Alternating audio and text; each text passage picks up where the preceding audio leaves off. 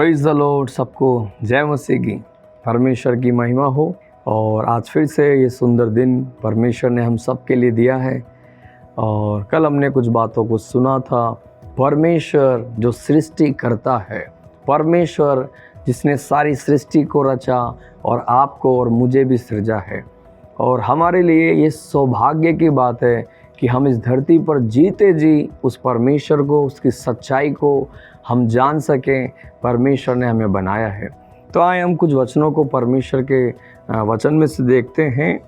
प्रेरितों की किताब 17 अध्याय उसका 26 वचन के अंदर लिखा है, उसने एक ही मूल से मनुष्यों की सब जातियां सारी पृथ्वी पर रहने के लिए बनाई है और उनके ठहराए हुए समय और निवास की सीमाओं को इसलिए बांधा है कि वे परमेश्वर को ढूंढें, कदाचित उसे टटोल कर पाएं, तो भी वह हमसे किसी से दूर नहीं। हालेलुया। तो हम यहाँ देखते हैं, एक ही मूल से मनुष्यों की सारी जातियों को परमेश्वर ने पृथ्वी पर रहने के लिए बनाया है।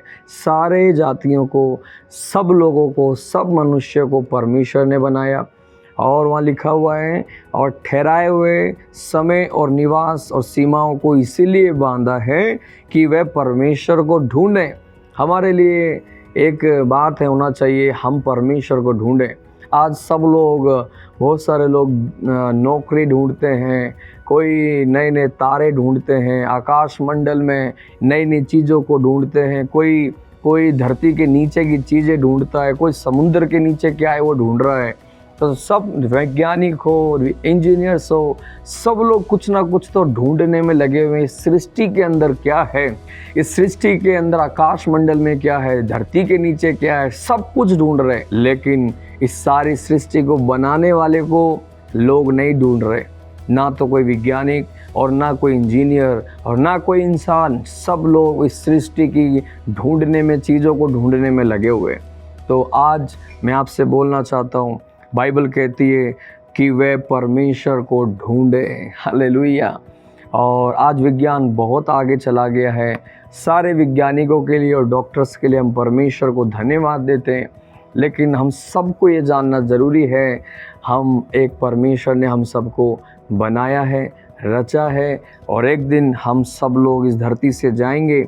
उससे पहले हम ये जानना सौभाग्य है, हम परमेश्वर को ढूंढें और कदाचित उससे टटोल कर पाएं, तो भी वह हमसे दूर नहीं है। यदि ढूंढेंगे वो उसको परमेश्वर मिल जाएगा। हम देखते हैं मलाकी की किताब 2 अध्याय उसका 10 वचन में लिखा है कि हम सबों का एक ही पिता नहीं, क्या एक ही परमेश्वर ने हम सबको उत्पन्न नहीं किया?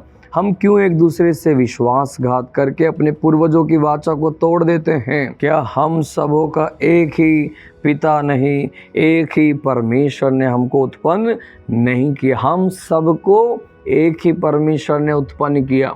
आज मैं यही कहना चाहता हूँ, सब लोगों को, चाहे वो कोई भी जाति के हैं, कोई भी हैं, परमेश्वर का वचन सिखाता है एक ही परमेश्वर ने हमें उत्पन्न किया है। और हम देखते हैं परमेश्वर के वचन के अंदर व्यवस्था विवरण की किताब उसका 32 उसके अंदर भी हम ऐसे देखते हैं, 6 वचन के अंदर 6 वचन में लिखा हुआ है, हे मूढ़ और निर्बुद्धि लोगों, क्या तुम यहोवा को यह बदला देते हो? क्या वह तेरा पिता नहीं जिसने तुझको मोल लिया है? उसने तुझको बनाया और स्थिर भी किया है। उसने तुझको बनाया। हालेलुया। परमेश्वर ने हमको बनाया है। तो आज मैं यही कहना चाहता हूँ, हम सबको परमेश्वर ने बनाया है और हम ये बात जानना हमारे लिए बहुत ही ज़रूरी है। बहुत सारे लोग इस बातों में रुचि नहीं रखते हैं, लेकिन ये जानना हमारे लिए सौभाग्य की बात है। और हम देखते हैं पहला राजा 8 अध्याय उसका 60 वचन के अंदर, पहला राजा उसका 8 अध्याय उसका 8 का 60 वचन के अंदर भी आप देखें वहाँ पर क्या लिखा हुआ है, और उसने सारी पृथ्वी की सब जातियां ये जान ले, सारी जातियां यह जान लें कि यहोवा ही परमेश्वर है और कोई दूसरा नहीं। हालेलुया। परमेश्वर कहते हैं सारी जातियां ये जान लें, जितनी भी जातियां इस धरती पर हैं, कि परमेश्वर यहोवा ही परमेश्वर है, कोई दूसरा नहीं है। और भजन संहिता 86 को जब हम पढ़ते हैं, वहाँ पर भी हम देखें तो परमेश्वर के वचन में लिखा हुआ है 86 का 10, क्योंकि तू महान आश्चर्य कर्म करने वाला है, केवल तू ही परमेश्वर है। हालेलुया, तू ही परमेश्वर है, महान है, आश्चर्य कर्म करने वाला है और तू ही परमेश्वर है।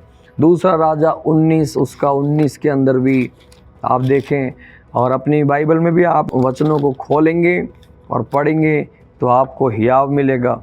दूसरा राजा 19 का 19 हम अपनी बाइबल में देखते हैं, जब वहाँ लिखा हुआ है, हाँ, इसलिए अब हे परमेश्वर, हे हमारे परमेश्वर यहोवा, तू हमें उसके हाथ से बचा कि पृथ्वी के राज्य के लोग जान ले कि केवल तू ही परमेश्वर है।